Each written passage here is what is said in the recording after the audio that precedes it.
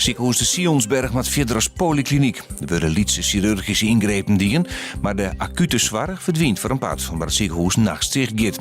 Dat zit in het plan dat de medische staf juist presenteerd heeft. Het ziekenhuis zal een benaming reactie op de ouderijnszorg en de dagbehandeling.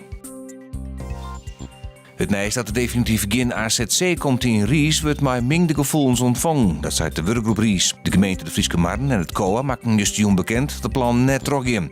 De werkgroep wil zijn ciëntie nog bijdragen, maar het gaat om een orentakkomst van mooi Gaasterland. De vertocht door een onderwijsinstelling. Doutzen Kroes is juist in Amsterdam uitroepen tot Glamour Woman of the Year 2014.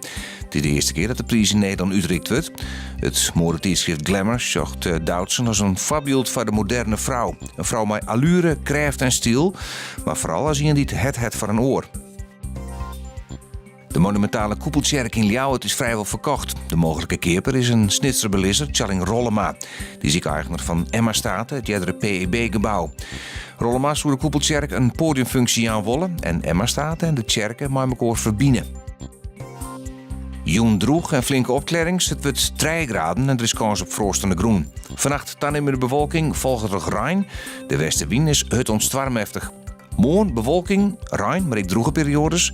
Temperatuur 10 graden en een matige ontkräftige zuidwestenwind.